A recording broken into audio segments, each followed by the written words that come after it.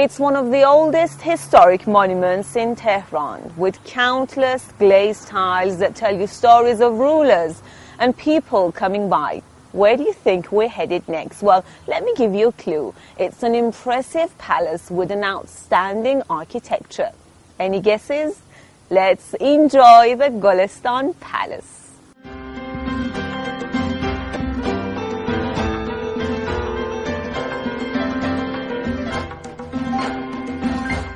My stroll in the capital has brought me to one of the most beautiful historic sites in Tehran, Golestan Palace, which is about 400 years old. So join me as I take a quick tour of this beautiful palace. The oldest historic monument in Tehran, Golestan Palace, was originally built during the Safavid dynasty, but later renovated and rebuilt during the 19th century, when the palace complex was selected as the royal residence and seat of power by the Qajar ruling family. The lavish complex is considered a masterpiece of Qajar art, embodying the successful integration of earlier Persian crafts and architecture with Western influences.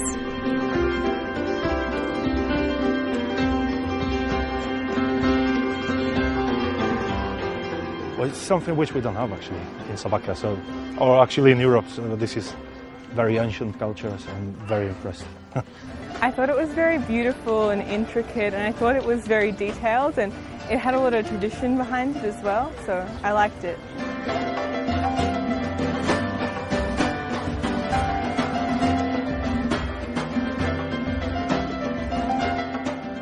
Built around a garden featuring pools as well as planted areas, the palace's most characteristic features and rich ornaments date from the 19th century, when it was a center of Qajari arts and architecture, of which it is still an outstanding example and has remained a source of inspiration for Iranian artists and architects to this day. It represents a new style incorporating traditional Persian arts and crafts and elements of 18th century architecture and technology.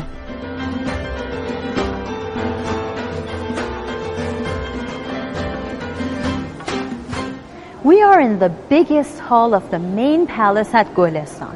This hall underwent a lot of changes after Nasiruddin Shah, the Qajar king, traveled to Europe, and this particular hall was designated for special ceremonies. As the main section of Golestan Palace, Salam Hall represents a unique and rich testimony of the architectural language and decorative art during the Qajar era, represented mostly in the legacy of Nasiruddin Shah. It reflects artistic inspirations of European origin influencing Persian style. خب اینجا دومین موزه تخصصی ناصرالدین شاهه که سال 1290 قمری ساخته میشه. افتتاح اینجا 2 سالی طول میکشه، چون ناصرالدین شاه قرار خودش کارشناسی کنه اشیایی که طی سفرش از اروپا خریداری کرده یا اینکه بهش هدیه داده شده. اشیا همه شاخص هستن، نماد و نشان کشورهای اروپایی در اینجا قرار گرفته. خب بعدها مراسم تشریفات از تالار مجاور که با نام تالار آینه ساخته شده بود به اینجا منتقل میشه.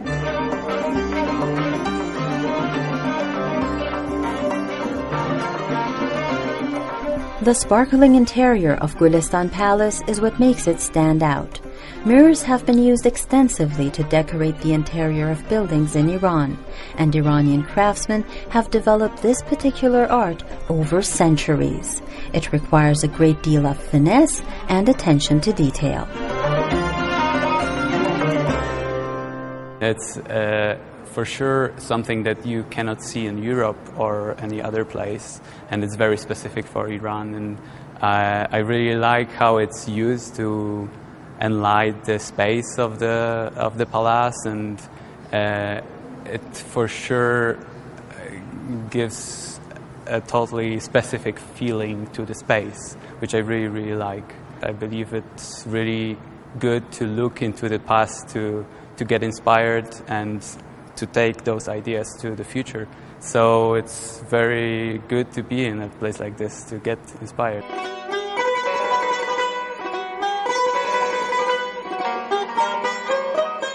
But there's even more for visitors to feast their eyes on. Persian carpets are among the most exquisite handmade items, and I really don't need to go on and on about how amazingly beautiful they are. But there's something special about the collection here. These carpets date back to the Qajar dynasty, and it's the first time that they're put on display.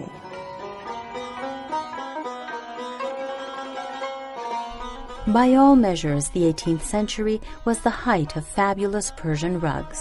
There was a large market in Europe for these beautiful tapestries, and in the 19th century, the Qajar dynasty started a program designed to promote cultural revitalization of the local crafts. This prompted a variety of designs. این پکیجی که شما الان مجموعه شاهدش هستید برای اولین بار به نمایش در اومده و ابتداش قرار بود ما قالیچه‌های تصویری داشته باشیم. بعد به جهت بی‌نظیر بودن آثار که به صورت خاص که الان شما می‌بینید، البته تصویرم که شما می‌بینید تصویری هم داریم که در دوره قاجار دوباره شروع میشه. بیش از 340 تخت قالی که از این 340 میشه گفت بیش از 220 تخت قالیش مربوط به دوره قاجار هست. از لحاظ طراحی، از لحاظ نقشه میشه گفت که فوق‌العاده‌ترین آثاری که تا حالا به نمایش در نیومده. The Qajar era is marked by introducing new techniques in Persian art. Calligraphers of this period started experimenting with inks in an unprecedented spectrum of colors and unusual formats, and started using multi-directional writing with overlapping letters.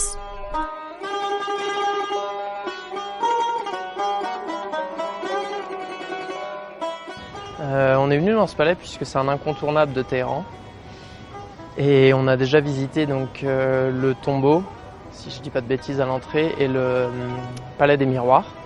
On a trouvé vraiment impressionnant par rapport aux différentes couleurs. Puis sinon on se balade dans les jardins et puis là on va continuer la visite avec les différents autres palais au fait qui restent. The building of wind catchers or Imarat Badgir was constructed during the reign of Fath Ali Shah. 4 wind towers outside allow the wind to move through the building, keeping it cool in summer. It has 2 rooms and boasts the finest stained glass windows in the palace. But this is not the only building in the Golestan Palace which will impress you with its decorations. Each of the buildings here is unique in its own way.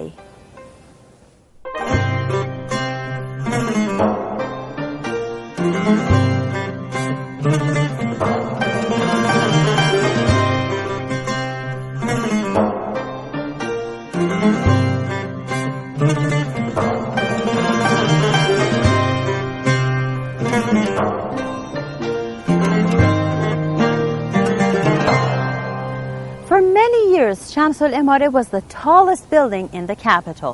It was actually considered an icon symbolizing Tehran. Shamsul-Imare, or the edifice of the sun, is considered the most stunning structure of Golestan Palace.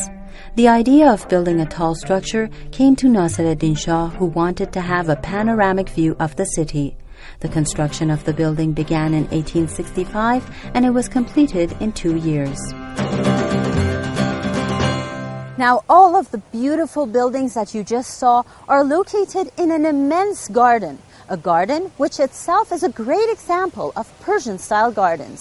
I'm talking about the same gardens that have been registered at the UNESCO as a World Heritage Site. Historians say Persian gardens may have originated as early as 4000 BC. From the time of the Achaemenid Empire, the idea of an earthly paradise is seen in Persian literature. These gardens are enclosed and follow several simple design rules. Water is omnipresent and geometric shapes are the secret to its beauty. Gisumisha Ahmadi for Iran.